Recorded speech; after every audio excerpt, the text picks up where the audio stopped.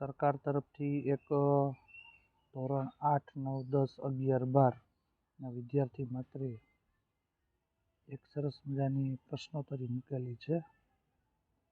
હું તમને જેના વિશે વાત કરું છું. સરકાર જે ક્યુઝ કોમ્પિટિશનની રચના કરી છે, સ્ટેમ ક્યુઝ 4.0, કે જેની અંદર વિદ્યાર્થીઓ કેવી રીતનું રજિસ્ટ્રેશન કરવું તેના વિશે હું તમને માહિતી આપું. અત્યારે હું મારા નામનું રજિસ્ટ્રેશન કરું છું. ફર્સ્ટ નેમ તો કે સંજય, મિડલ નેમ તો કે વલ્લભભાઈ, લાસ્ટ નેમ તો કે લાઠિયા, જેન્ડર મેલ, બર્થ ડેટ તો અહીંયા તમે જોઈ શકો છો ડાયરેક્ટ કોષ્ટક જ ખુલે છે. હું અહીંયા એક તારીખ આપી દઉં છું અમને કે 15/11/25 અને આપણે એની અંદર મહિના વર્ષમાં જોઈ જશું.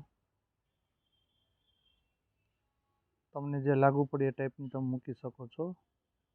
2008 રાખીએ આપણે.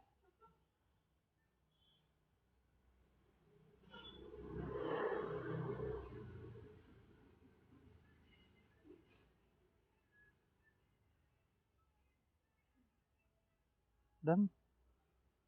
અહીંયા તમારો મોબાઈલ નંબર આપો છો તમે.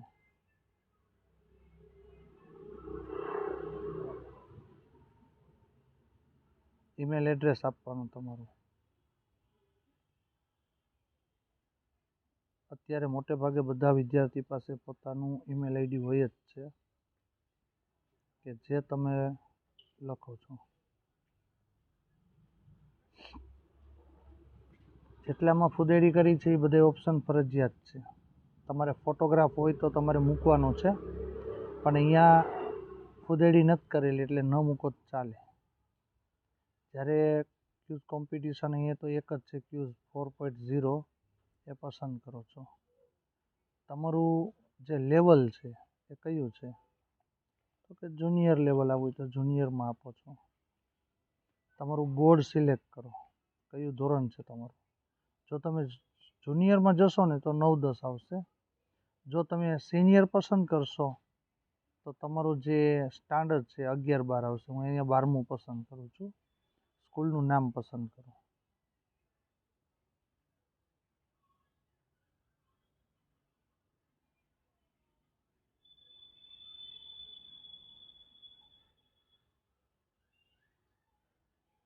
હું મારી સ્કૂલનું નામ લખું છું. સ્કૂલનો ઇન્ડેક્સ નંબર ફરજિયાત નથી, મરજિયાત છે. સ્કૂલનું address, near Hemu Gadhvi hall,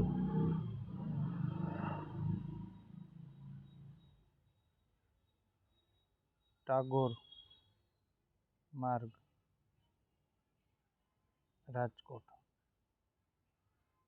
તમે બોર્ડ કયું છે તમારું. આપણે જે ગુજરાતી માધ્યમનો અભ્યાસ કરીએ એટલે સ્ટેટ બોર્ડ આવે, અને આપણું જે સ્ટેટ છે એ ગુજરાત પેલું જ છે એ લઈ લેવાનું. આપણી ડિસ્ટ્રિક્ટ પૂછે તો અહીંયા તમે રાજકોટ લખો એટલે રાજકોટ આવી જાય, અને તમારો તાલુકો એ પણ આપણે રાજકોટ જ આપવાનું. આટલું કર્યા પછી સબમિટ ઉપર ક્લિક કરવાનું. જો અધૂરી માહિતી હશે ને તો પેજ તમારું રિટર્ન આવશે. અહીં આપણે માહિતી પૂર્ણ ભરેલ છે, રાહ જોઈ છીએ અત્યારે.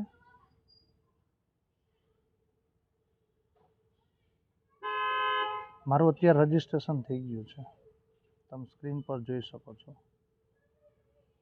અને મારું યુઝર આઈડી છે ને મારા મોબાઈલની અંદર SMS અથવા તો ઈમેલ આઈડી જે છે ને એની અંદર આપેલું છે. તમે જોઈ શકો છો, મને મેસેજ પણ આવી ગયો છે.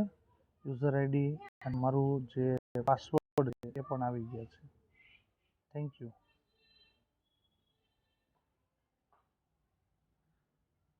મિત્રો અત્યારે ફક્ત રજિસ્ટ્રેશન કરવાનું છે, એટલે મેં જે તમને સ્ટેપ આપ્યા એ રીતનું રજિસ્ટ્રેશન કરાવી લ્યો.